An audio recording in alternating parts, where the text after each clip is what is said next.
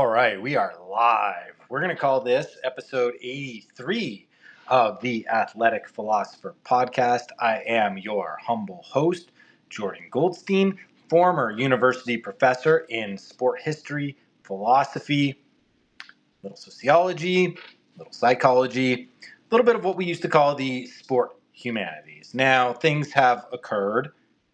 There were differences, there were challenges, and I don't profess anymore. At least in the university, I have an entirely different outlook. I have an entirely different gig. We are now deep into the world of coaching and consulting.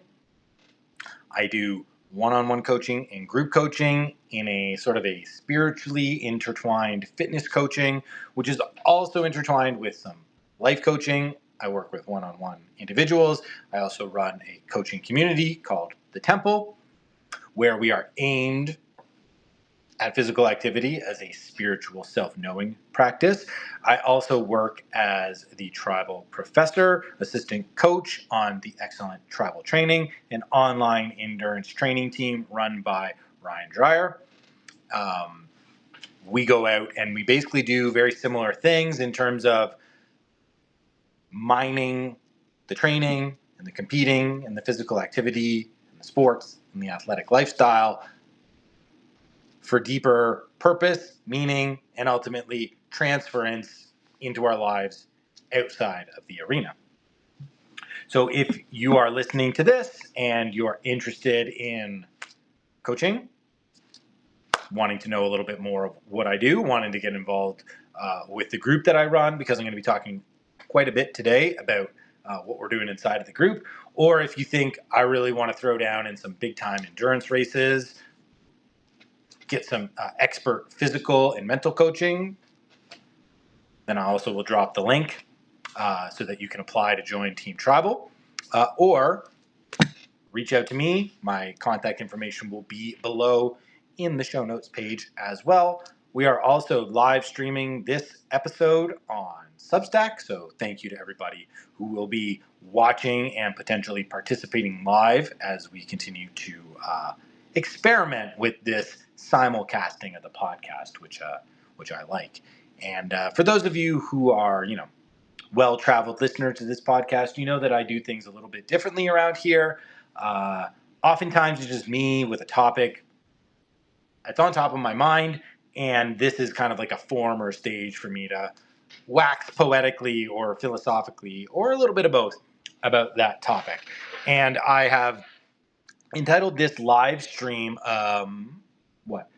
I actually don't even know. It doesn't say. But it's something about the harmony between the facts and the feel. Harmony between the facts and the feel when it comes to exercise, right? And we could just think about this in terms of the way I experience training, the way I experience physical activity, the way I experience exercise. Is it defined by how I measure it? Is it defined by the metrics? Is it defined by the outcome? Or is it defined by the experience, the aesthetics, and the feel? And this is one of those ever-present dualities, dichotomies, paradoxes, polarities, maybe all of them, when it comes to physical activity and sport. And I am not going to be presenting like some sort of a, here's how you solve it. Because I think I kind of know how to solve it, but I'm still kind of experimenting. What I would much rather do today is just talk to you about what I'm experiencing running my own little experiment with the facts and the feel.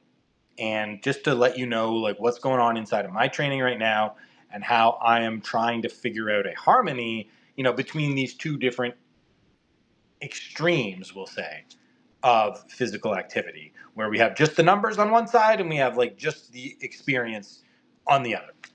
Okay. And the reason why I want to talk to you about this is because I am currently running a book club inside of the Temple, which is that group fitness coaching community that I mentioned off of the top. And we are going through this guy right here. This is Zen and the Art of Motorcycle Maintenance by Robert Persig, for my Substack people too. And this is such a cool book for a whole host of reasons. I'm a big believer in thinking about physical activity as an art, right? That what I do in training is much more closely and much more accurately understood as artistic expression than it is just rote physical motion, right? I think that, and I believe that when you imbue your movement, your motion, your training with deep meaning and purpose, it automatically becomes an artistic expression. And we can think about artistic expression in a bunch of different ways. The immediate thing that's popping to my mind, though, is like moral creativity. It's moral creativity, right? Art is creation. The artistic impulse is to create something, but to create something that's beautiful, to create something that expresses a deep truth that's both inside of you, but that can also be reflected and refracted in the world outside. So there's a relationship between like the inner signal and the outer appearance when it comes to the artistic impulse, right? And I believe that everybody has an artistic impulse. I believe everybody wants to create something beautiful in the world, to showcase a truth that they hold deep inside of themselves, that they also see outside in the world. And whatever forum that then takes is a way to bridge these two worlds, right? So like the painter, for example, right? Let's think about somebody who paints a beautiful landscape. They have this incredible reaction when they go and they see like a sunrise on the top of the mountain. They say, the way that this makes me feel on the inside, I have to express it. I have to share that with other people. And the way that I want to best share that is by painting, right? And it's the same for somebody who's a musician. Okay. So like I'm a musician in a different life. I played guitar, and I'm looking at my guitar right now, so I can really feel this, right?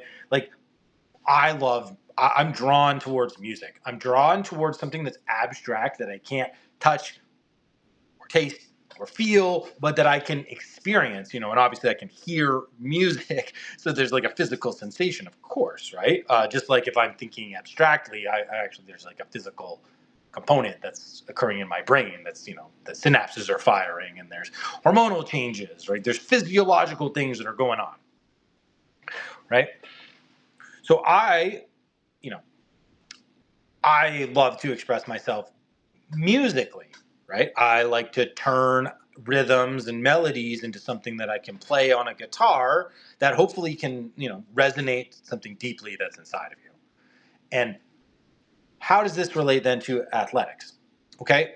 And what's this idea of morality when I'm talking about like what artistic impulse is or what artistic expression is, right? Morality is just simply how I determine what's good or bad, what is good and what is bad, right? So when I am morally creating something, it means I'm creating something with the explicit purpose of bringing goodness into the world.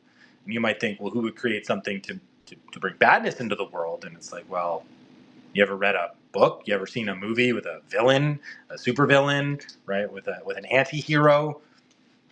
The destruction drive is just as strong as the creation drive inside of us, right? So moral creation is something that brings goodness into the world, right? It's me creating something in order to perpetuate goodness, to spread goodness. And now we all have different definitions of what goodness is, and I'm not getting into that today. But when I'm talking about like physical activity and sport as an artistic expression, that's what I mean. I mean that this is a way for you to translate a deep truth that you feel in a form that other people can resonate with and that you can actually communicate with them too, right? This is why when we are watching an elite athlete perform, first thing that's popping into my mind right now is Lionel Messi, who many believe, I think correctly, is the greatest footballer, the greatest soccer players ever lived. Guy just scored his first hat trick ever in the World Cup yesterday. Right, he's playing his fifth World Cup. When we watch Messi, like deke through defenders and have incredible footwork and hit one of his patented strikes, we're like, that's an artist. Like that's an artist at work, and that's him bringing goodness into the world. All right, so what's the philosophy then behind this? This is all rooted in an Aristotelian understanding of morality, of what is good and what is bad. How do we determine what is good? How do we determine what is bad? So if I want to create something in the world, how do I ensure that what I'm creating is related to moral goodness? Aristotle gives us an incredible framework to allow us to effectively turn anything into a moral activity, and it requires just two things. It requires just two things. So, number one, internal motivation. It is a good thing when I am doing it solely because I desire to do it. That there is no external reason. There is no status reward. There is no material reward, right? It's not me looking for ego. It's not me having a vanity play. It's not me just looking to win a prize. But I'm just doing it because I am compelled to do it. I believe it is the right thing. I believe it is the necessary thing. So if I have that internal impulse, I'm halfway there when it comes to any activity being a morally good activity. What is the second component to this?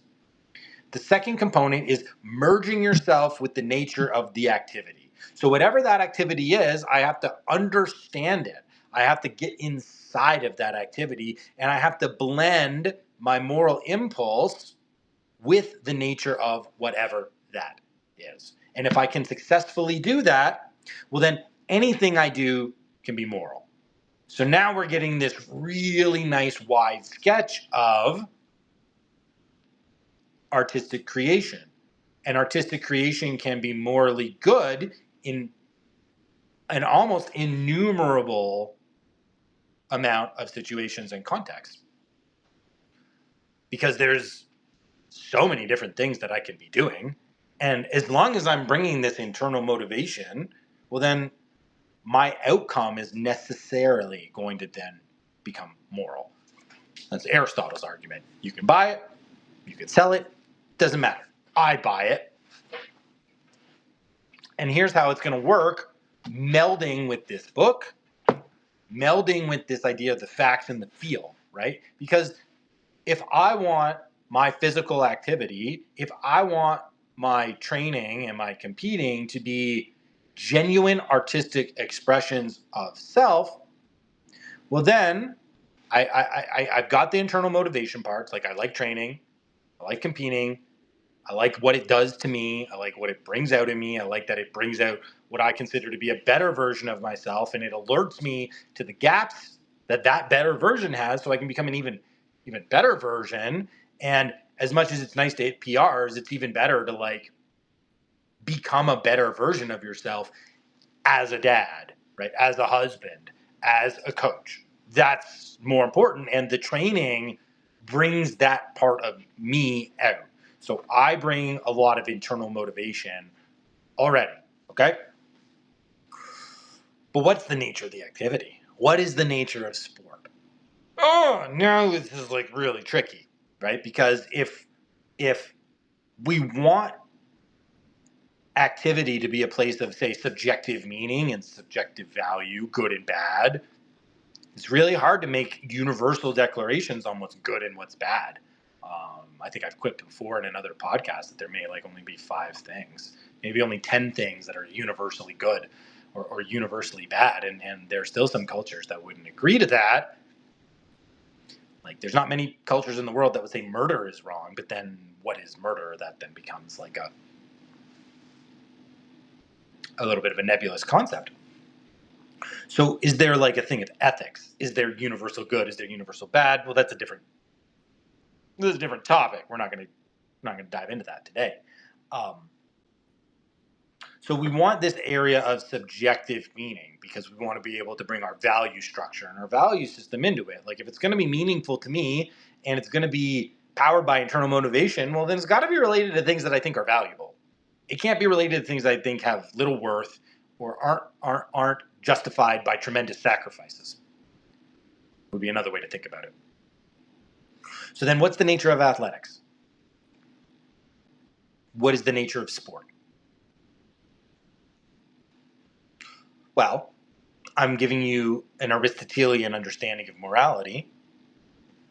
I'm also a historian, and a historian would ask the question, okay, if I want to figure out what the nature of sports is, I got to figure out their genesis. Where did they come from? Who were the people that created them? What did they think? What did they think about athletics? And it's not a coincidence that it's the classical Greeks. They're the ones who gave us the athletics. They did not give us physical contests. Those are universals. Those are human universals. Every culture, anywhere in the world, will have a physical contest. But what are athletics? That is competition, physical competition for the sake of physical competition without utility.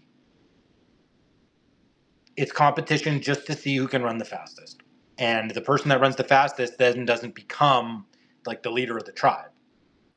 Good example of this would be like the Jubilee run of the ancient pharaohs. So there was a point, I think it's the Middle Kingdom. I have this all written down in an ebook somewhere. This is all off the dome, so please forgive me if I don't get a little bit of a historical tidbit right or wrong.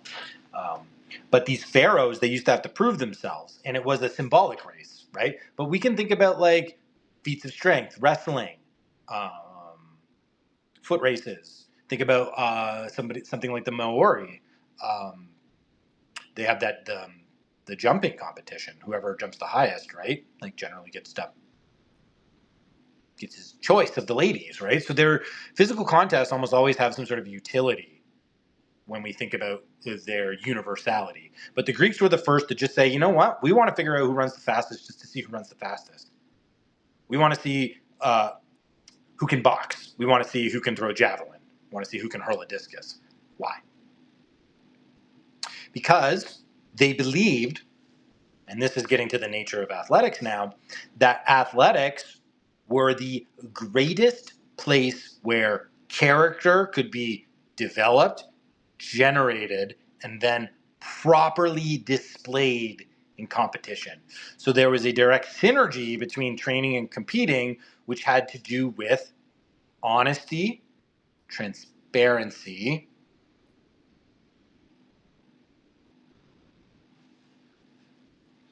and a willingness to sacrifice in order to obtain the truth.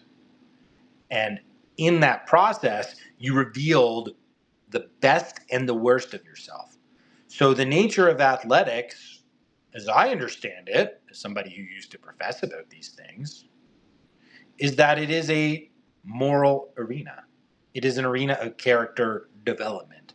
It is a place to know about yourself, to expose gaps about yourself, see yourself closing the gaps, and then go back to the start line right after you finish. The ancient Greeks, they cared about victory, but the moment it was over, they cared very little about victory. And it's symbolized in the, you know, and I think I even have a podcast on this. If I remember, I'll do show notes. I'll put it in the show notes. But like the olive crown wilts in a day. So you win at the Olympics, the most prestigious of all the athletic festivals, which in and of themselves were religious festivals dedicated to Zeus. Athletics are spiritual in their nature and their creation. So it makes sense that their nature is spiritual self-knowing. Their nature is spiritual self-knowing. Okay? But what is the operation? What's the operation? Well, it's a contest. It's a game. It's a series of activities and motions with clearly defined boundaries and clearly defined rules and clearly defined modes of conduct. And most importantly, clearly defined ways to measure the outcome. So maybe there's a dual nature. Maybe there's a dual element to athletics and physical competition that at one relates to this subjective value, this becoming of self, this development, generation, and presentation of character on one hand, and on the second, the necessity to measure it in order to know it. Because training, how do I know the veracity? How do I know the truth of my training if I'm not subjecting myself to some element of measure, to some metric, to some element of fact, right? If I'm looking to find out the truth about myself, I have to correlate the truth of myself with the truth that's out in the world. Otherwise, I'm lying. Otherwise, it's all subjective. And we don't live in a world that's all subjective. We live in a world that is harmonized between the subjective and the objective. So that's sports. And I've often made this analogy and I've often made this image. And I think once you see it, it's one of those things it's really hard to unsee. Think about the yin and the yang, the most true symbol that humanity has ever created. Sport is the line in between the black and the white. It's the squiggle. It's the mediator between these two polarities of experience, between these polarities of reality, of the subjective and the objective. So then the nature of athletics would seemingly point us towards harmonizing what I title this? Facts in the field. And if I can do that with internal motivation, well then my expression becomes artistic because it's the creation of goodness through a willingness to subject myself towards the truth and merge the inner signal with the outer reality, just like all good artists do. Just like all good artists do. So, conceptually now, I think we're standing in a decent spot to just drive right home into what I've been doing in my training and how I've been thinking about my training. Because to be frank, I haven't changed much in my training. My training is pretty similar. It's pretty consistent throughout the year. I love to run. I love to run in nature. I love to run long in nature 1 day a week, and everything else kind of gets fit around that. I call it the sacred effort. Everything gets fit around that. So if I'm running long on Saturday morning, guess what I'm not doing on Friday? I'm not burning myself up in training. And guess what I'm not doing on Sunday either? I'm not burning myself up in training, right? And I'm a busy dad, I'm a husband, I'm a coach, I'm a stay-at-home dad. So like during the week, it's all about fitting in 20 minutes here, 30 minutes there, 45 minutes here, whatever I can get. And so my process is almost always the same when it comes to training. And for me, it's a feel thing. I'm big into the feel because as an artist, I want that subjective value to be, the primary mover. That to me is the signal that I am actually responding to internal motivation, is that I'm allowing my subjective value to be the primary motor, to be the primary driver. But this leads to a lack of harmony with the other side, which is the facts. And while I do record my workouts, I don't record all of them. And I don't really care too much about the metrics. Like, I don't want to be slower, but I don't need to be super fast, right? I like to be able to go longer, but I don't need to go as long as you think I need to go, right? These are all sort of internally modifiable variables when it comes to my training. But you can't ignore the facts. And this is why this book, the Persig book, right, Zen and the Art of Motorcycle Maintenance, is such a really cool book study to be doing in a cohort of amateur adult athletes who are looking to use athletics as a spiritual self-knowing tool. And this cohort that I put together, it's specifically on the art and the craft. It's the art and the craft of athletics. Because if we are utilizing athletics as our spiritual self-knowing tool, then my outcomes become artistic expressions. And they cannot become artistic expressions if I omit the numbers. If I omit the metrics, if I omit the measures, well, then I've failed to blend my internal desire and my internal motivation with the nature of the activity. Because athletics requires measurement. Otherwise, there is no meaning. There is no meaning in athletics if there's not a measurement. If it's not a 100-meter dash, it's chaos. Okay? If it's not 3 dribbles and then travel, it's chaos, even though basketball, they don't do that. But you know what I mean, right? Without the boundaries, without the rules, we don't have a meaningful arena of play. We can't actually play without boundaries and rules. And the play is what gives the impulse for the artistic expression and the artistic creation. Okay. So what I've been doing for the past 2 weeks is I've been keeping a quality journal for all of my training. And I'm not somebody who records my training. It's like, it's in the watch and that's it. I don't have a logbook. I've never kept a logbook. Strava is my logbook, but I don't even really look at Strava. Or it's more just there. So this was like really the first time that I ever dedicated myself to like daily journaling about exercise, actually daily journaling of almost any kind, because I'm not a big journaler. It works for some people.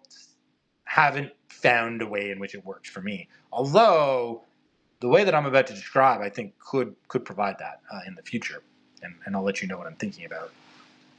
But I started this as a challenge, right? Because we're reading this book, and one of the key components of this book, yeah, hearts, baby, let's go. Hearts, hearts, hearts. I know who's giving me all the hearts. Let's go.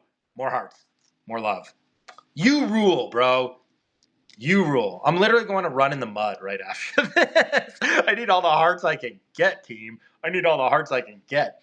One of the cool elements about this book, and I won't spoil it in terms of like one of the big arguments, but one of the arguments in the book is like that there's objective and there's subjective and then there's something else. There's something else that precedes objective and subjective. And Persig describes that as quality or like an intuition or a sympathy to experience or something like that. Okay. We're not going to get directly into it. And so I thought, hey, so often in the fitness world, we are focusing a little bit too heavily on the numbers. Like I certainly focus really hard on the romantic side, but I think I'm in the minority. Most people are interested in splits. Most people are interested in training blocks. Most people are interested in progression. Most people are interested in progressive overload. Most people are interested in outcomes, goals, and results, and they orient their training to hit those, which it's fine. It's just not meaningful. Like it's a little empty at the end because you can't beat the numbers. Like you can beat them for a little bit, but you don't beat them forever. And eventually they all turn on you in the physical game because guess what? You get older, you get weaker, you get softer. You're not as strong, you're not as capable, you're not as resilient, you're not able to bounce back. So if you only play the numbers game, it's a really tough game to play over the long haul, right? And it wrecks you. It wrecks your body, it wrecks your mind, it wrecks your spirit if that's all you're focusing on. So I go hard on the romantic side. So the challenge inside the group was the first thing that I wanted people to do was like, I want you to keep an exercise journal and I don't want you to ever put a number in it. I want a quality exercise journal. I want you to focus on feel. I want you to tell me when you are fully inside the moment. I want you to tell me when you're kind of like, yeah, I'm just kind of going through the motions. I want to know like how the muscles were feeling. I want to know your mindset. I'm using my phone. Let me pull up one of my entries here. I just published this on Substack too. I published my entire quality journal from the last week. So go check it out. Let me just pull up my notes here. I totally do this on the fly, guys. Like, it's more fun this way. It's way more fun to do it this way. So just quickly here, let me pull up my notes and I'll read you my exercise quality journal. Let's go to the very first one. The first one I did was on June 4th. June 4th, trail run. It's hot. Awesome. Summer should be hot. The trail is fast. I don't need to try to be fast. It just kind of happens. There aren't as many bugs as I imagined. Worked myself from a low emotional state to a higher frequency in just over, and I kind of went against this here, with just over 4 miles. I know it's 4 miles because it's a route I run all the time. Okay, so it just happens. The nature of athletics is the facts and the feels together. Okay, and we're getting there. Trail running just rules for being in the moment. Can't believe I didn't run this little path every week last year. So that was June 4th, right? So I challenged everybody. I challenged everybody to do that for a week. And then, I kind of got my schedule off a little bit. We meet every Thursday in the group. And last Thursday was the year-end performance for my kids at their school in the morning. So I had to push to this week. So we're doing our week 2 call tomorrow on Thursday. And I just wanted to extend out the journal. And towards the end of the part of the book that we're reading, Persig starts to like break down basically like almost like the history of philosophy itself. And he starts to talk about the distinction between two different kinds of knowing, right? And it's kind of related in two different kinds of personalities. And it's like scientific thinking versus artistic thinking, something like that. And he terms it classical thinking versus romantic thinking, right? And he's doing all this while he's describing motorcycle maintenance, right? Which in itself is a craft or an art.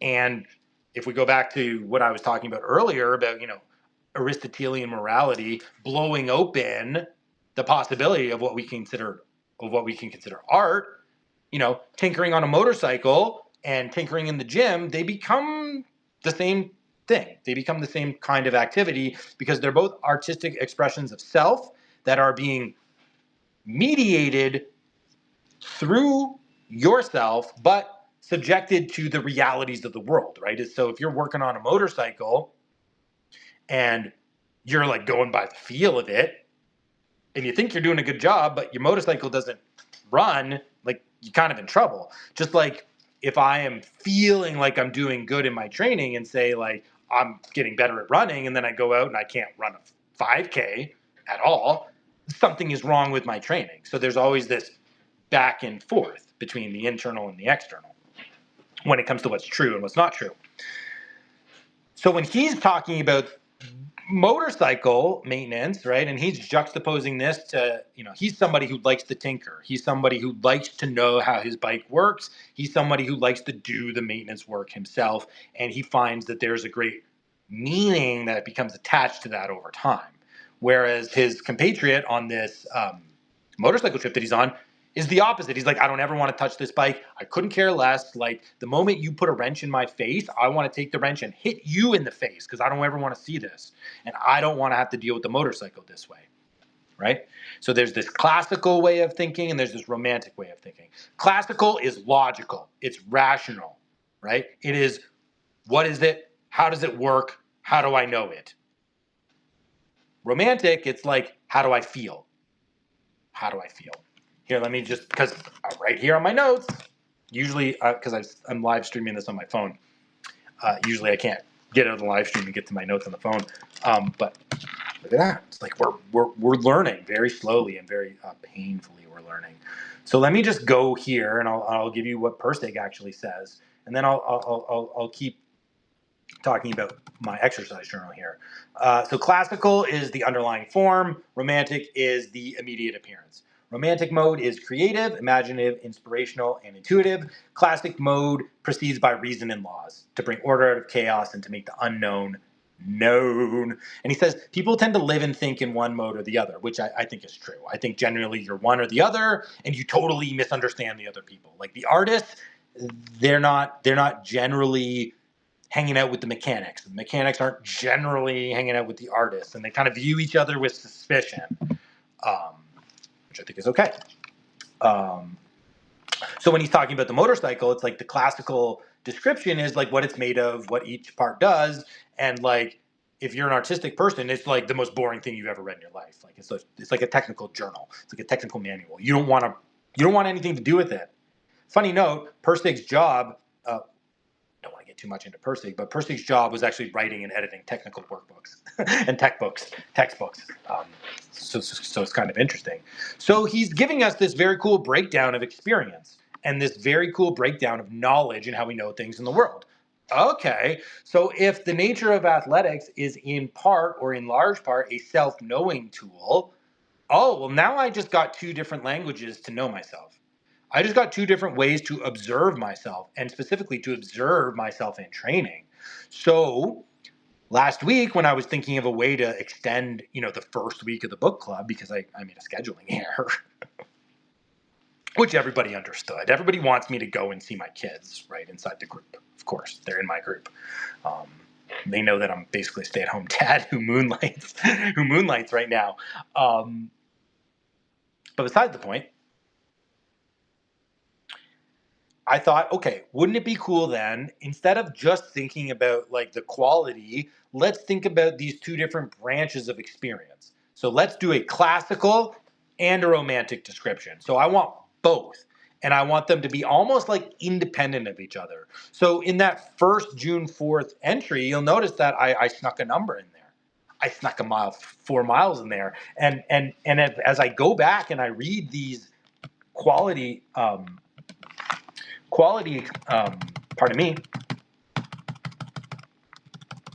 experiences, they're kind of blended.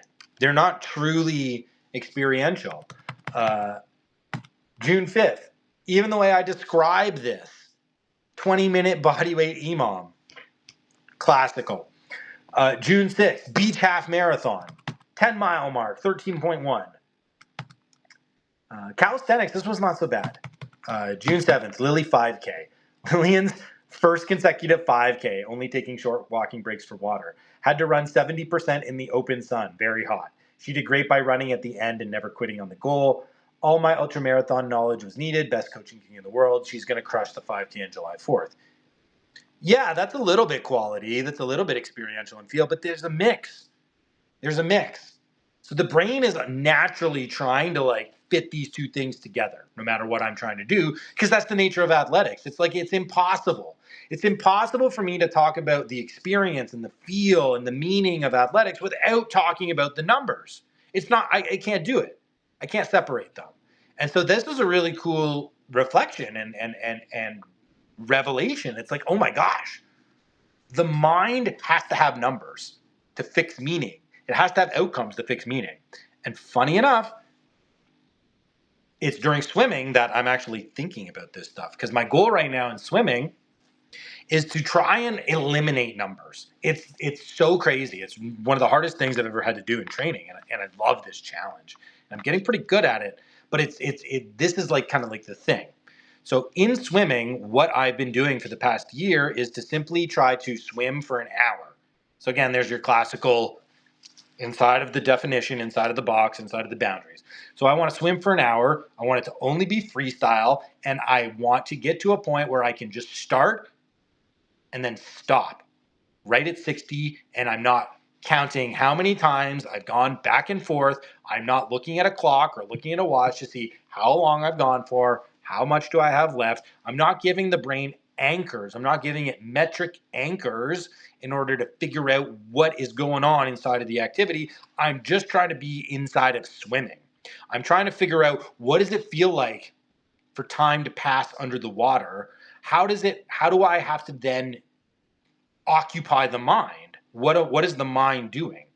And it's focusing on form and focusing far more on like the minute ways in which the body is interacting with the water and how I'm feeling as the session continues to move. But once I started this classical versus romantic split, which I did, let's see, it would probably have been last week, June 8th, 60-minute swim. Road running. I can't even believe that I thought that this would be a quality journal entry. June 9th, road running. Wanted to try to run 7:15, 7:30 pace. Classic. 6:35, 6:40 range, final 200 meters. The brain is forcing numbers in. The brain is forcing numbers in. Okay, so June 11th, morning trail run. June 11th, morning trail run. So this was last week. Okay. This is when I first started the classic versus romantic. And I failed so bad at this classic description the first time. This is a real learning moment for me. Classic: trail shoes, running socks, running shorts, old running shirt, new running hat, lots of mud, fallen branches, hard to stride, shorter cadence, low heart rate target, mission achieved. That's not classic enough. That's not classic enough. June 12th, though, I'm starting to get it. I'm starting to figure it out. Classic. 20 minutes with a 15-pound steel mace. 5 reps of opening flow each side, which includes a squat, a lateral squat pull, and then an aim. Or a lateral squat and then a pull and aim. And I don't even think that's what it's called. This is one of the reasons I'm not a big fan of classical descriptions, because I don't actually know what I'm doing operationally. I don't know the name of the exercises that I do. I don't know the muscles that I'm working.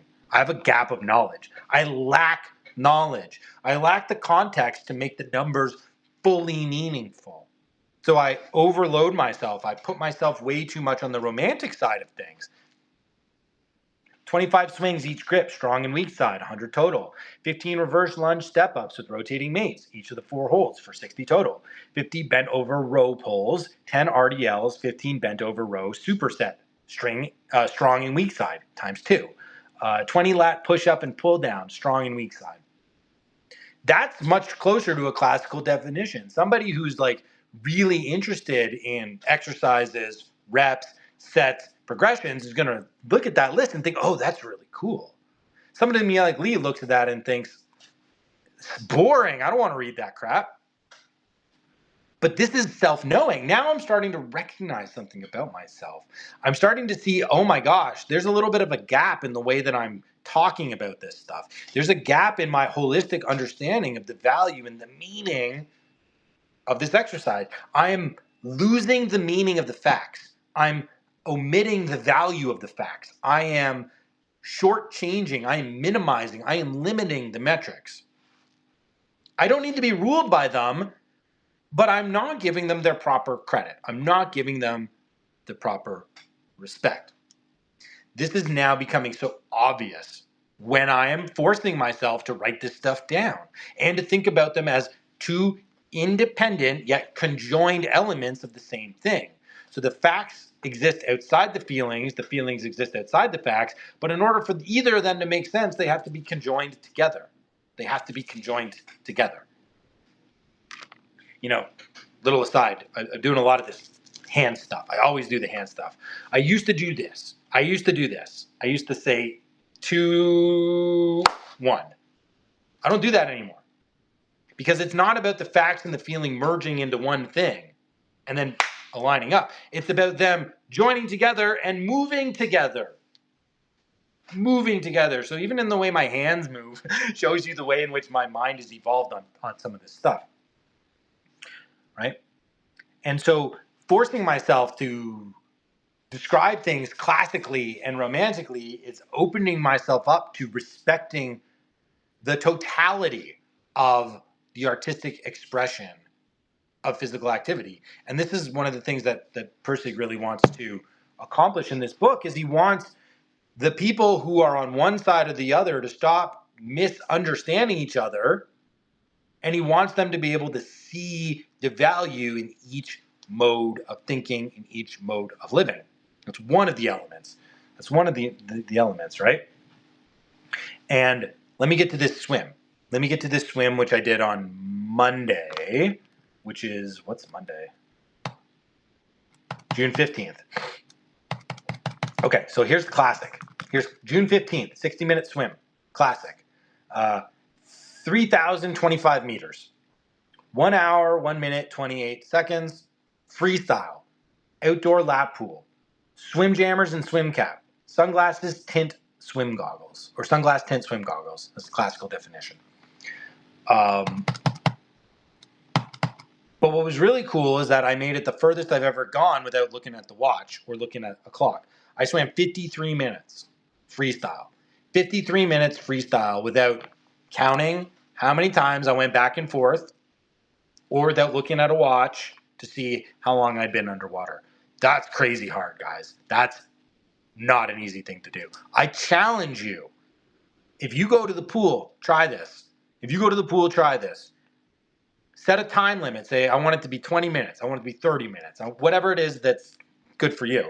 I'm doing 60 minutes because I'm training for Ironman this year. I did the 70.3 already in Chattanooga, which is a less than an hour swim. And I'll be doing the 2.4 mile swim in the ocean in Florida in November, which will be longer than that, but it's broken up. It's 1.2 miles, and then you get on the beach and you shuttle back. So it's like I think about it like 2 40-minute swims as opposed to like 1 hour and 20-minute long swim, because that's more appropriate.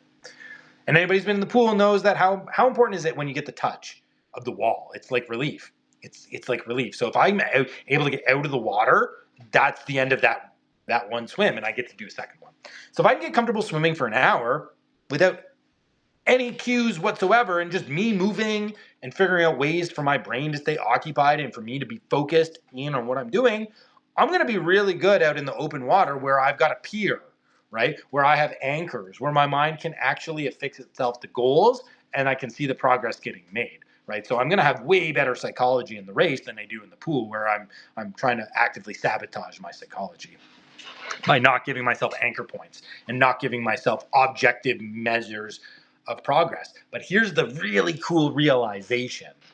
Here's the real cool realization. And there's a tangent about time in general here, which I'll probably just throw in because why not? It's a philosophy pod. Even when I do my best to eliminate that, the brain forces it. And it forces it when it gets challenged. So it's real easy in the first 10 minutes or whatever. Oh, I'm just swimming. It's great. I feel good. But all of a sudden, it's well, what happens? It's the moment that you start to think out of the flow of the motion, your brain starts forcing metrics into it. So it's I bet it's been 5 minutes. I feel like it's been about 10. How many times have I touched the wall? And here's the really weird thing that happens. When I am actually trying to stop myself from looking at the watch, you know what my brain starts doing? It starts putting metrics in there. It says, don't look at the watch. Hit the wall 10 more times. Hit the wall 10 more times before you look at the watch. And it's oh my gosh, dude, what are you doing here? You're using metrics to avoid you from seeing metrics. And it works. That works. But there's a giant irony there. There's a giant irony.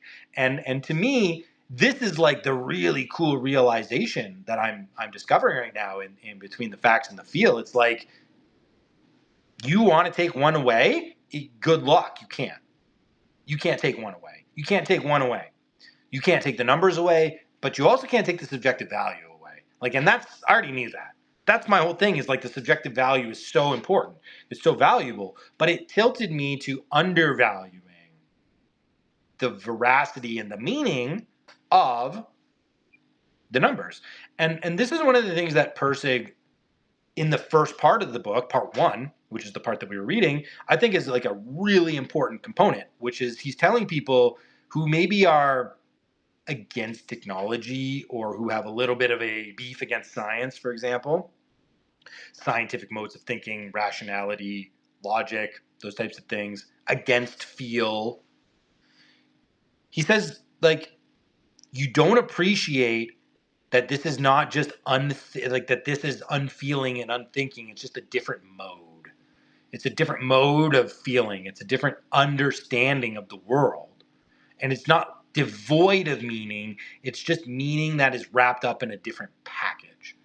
And that really hit me hard. I've read this book a couple times and it never clicked because I was never doing it with the purposeful intention of seeing how it mapped onto training in this artistic navigating between the facts and the feel kind of a way, which is what we're doing inside the cohort.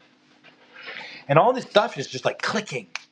And it's real inside of my training and so real that it's I'm actually feeling it inside of these efforts, directly inside of these efforts.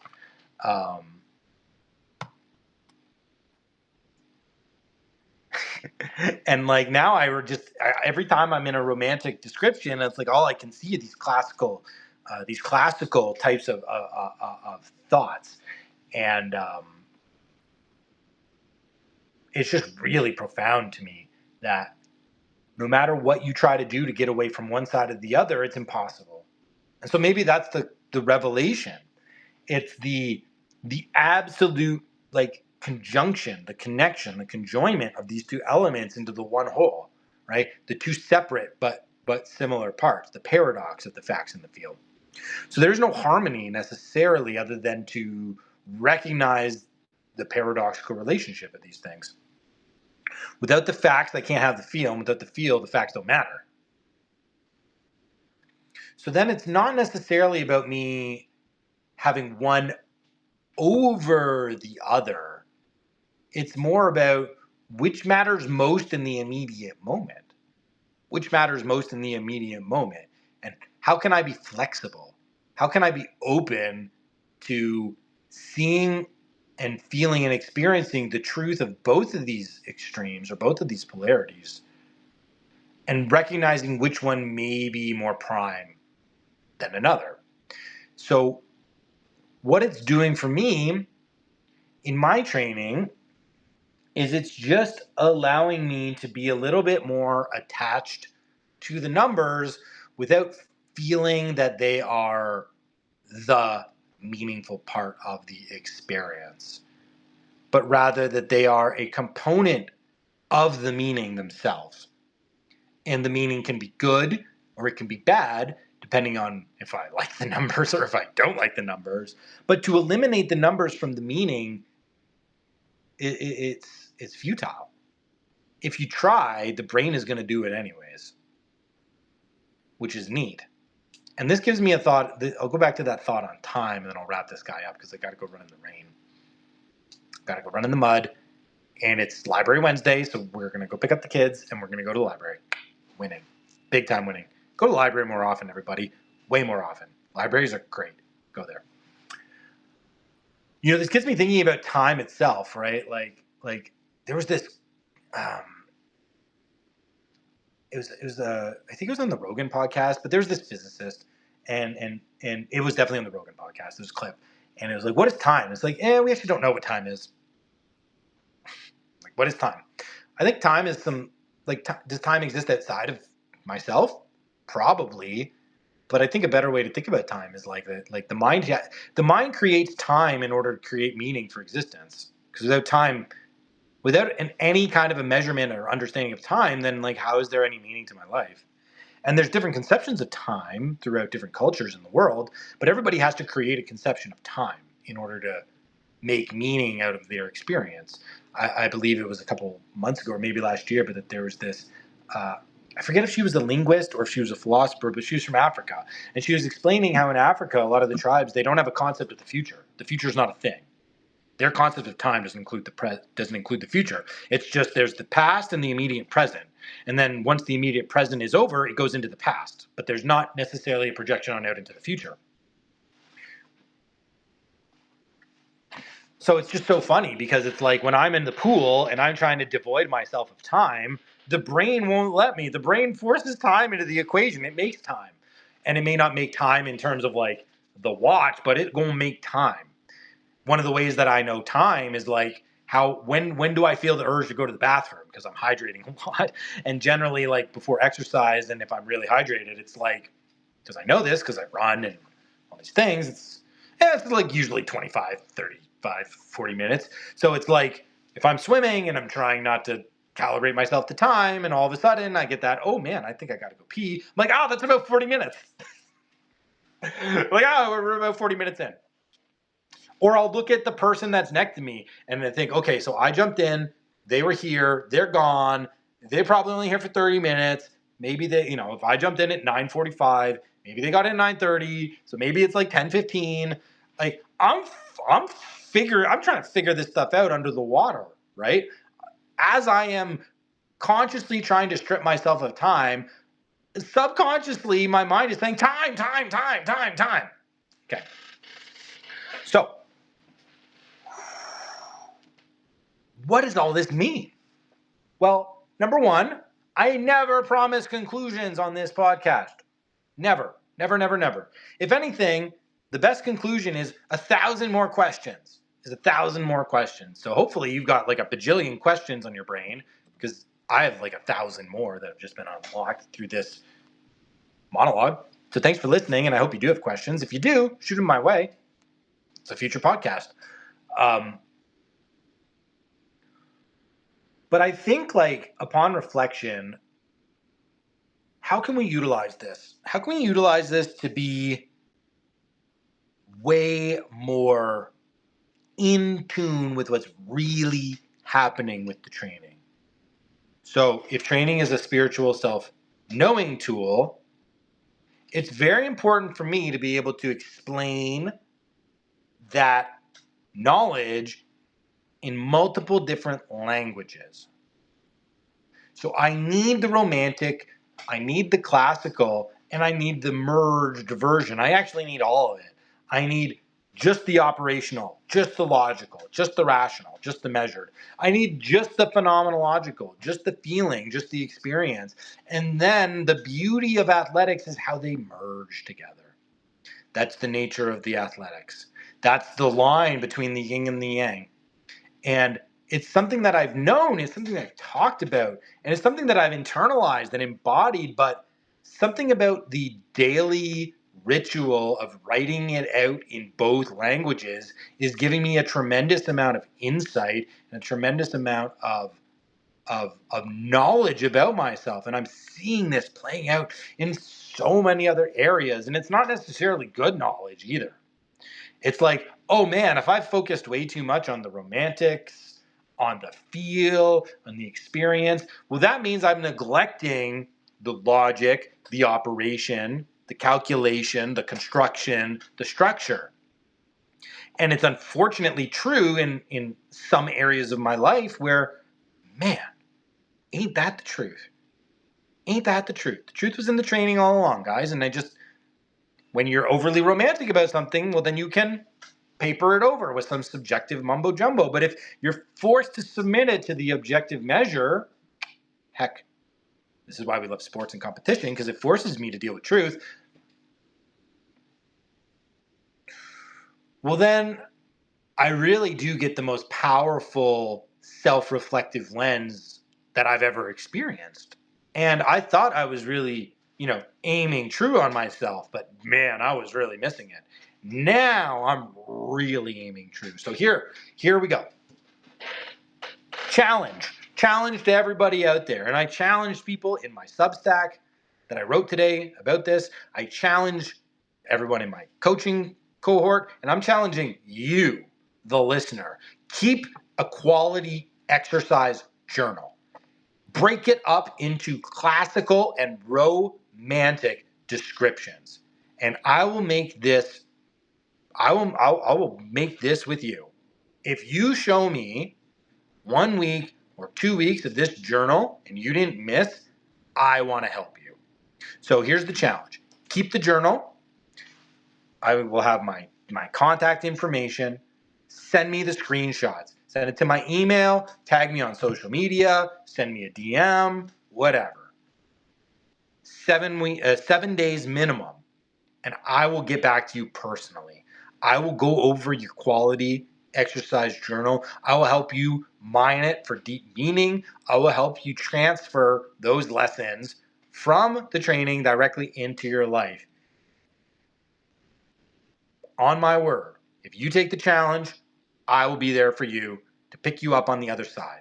And I will show you what you can do with this valuable information, not just in a general sense. I'll email you back. I will respond to you on social media. If you want, I will even hop into a live call with you and we can talk about it for 10, 15, 20, 30 minutes on the house, on me, because I believe so much in this method that I think I'm going to keep doing it. I want to see how long I can take this, because this, like, forcing myself to talk about my training in 2 different languages is giving me the proper holistic perspective on what it's truly meaning to me and how it really is opening myself up to more self-knowing, more honest self-evaluation, and then ultimately, like, self-transcendence, self-improvement, self-betterment, the improving of my character. Oh, just like the ancient Greeks wanted me to do, just as is the nature of athletics. Full circle, semicircle, parabola, bell curve, it's some kind of a shape, but we're here. We're at the end. Thank you very much for coming along on this, I will say, kind of a wacky episode. I do like these off the dome, just esoteric, but always grounded, because we're doing the training. Like, you can check my Strava, guys. I ain't lying about the training. It's there. But I think that this way of understanding 2 different languages, 2 different knowledges, harmoniously intertwined in one activity, morally impulsed, internally driven, holy moly, guys, you're going to figure out so much about yourselves. Like, I promise you. And if you don't believe me, well, prove me wrong then. Do the challenge and show me that there is nothing more to learn. How about that? Prove me wrong, guys. Don't think it'll work, but I'm open to be wrong. Always. So thank you for listening. Definitely take on the challenge. If you want to get in contact with me, because this is the kind of work that I do one-on-one. Clearly, I talked a lot about the group that I'm running. Interested in that. We do similar stuff on Team Tribal as well for the more serious endurance athlete. All the stuff is in there in the show. in the show notes. Thank you for everybody on Substack, all the hearts, heart. And we'll be back again with another episode soon. Peace and love.